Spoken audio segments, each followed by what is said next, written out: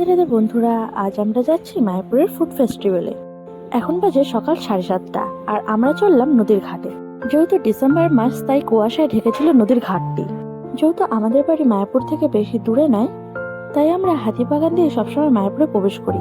এই যে জায়গাটি দেখতে পাচ্ছ, এর ভেতরে থাকে হাতি। কুয়াশা হলেও বেশ ভালোই দেখা যাচ্ছে মায়াপুরের মন্দিরটি। আমি অবাক হলাম মায়াপুরের পার্কিং লট দেখে। কেন অবাক হলাম সেটা তো দেখেই বুঝতে পারছো। যদি গাড়ির ভিড়ই এত হয়, তাহলে মানুষের ভিড় কতটা হবে আমি আন্দাজ করতে পারছি না। যা ভেবেছিলাম তাই, ফুড ফেস্টিভ্যালের বাইরের একটি অংশেরও আমি ফুটেজ নিতে পারলাম না। তবু ভেতরের ভিড়টা একটু কমই আছে। ফুড ফেস্টিভ্যাল বলে বিভিন্ন ধরনের খাবার তো আছে, সাথে এখানে আছে বিভিন্ন রকমের ঠাকুরের মূর্তি, তারপরে বাউল গান, আরো অনেক কিছু।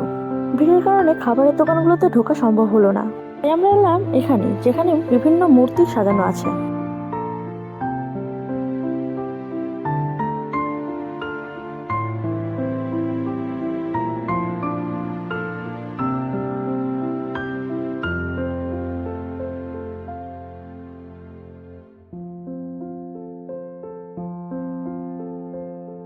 অন্য একটি ভিডিওতে সম্পূর্ণ মায়াপুরটি ঘুরে দেখাবো তোমাদের। তাই আজকের জন্য এইটুকুই, দেখা হবে পরের ভিডিওতে। Bye bye.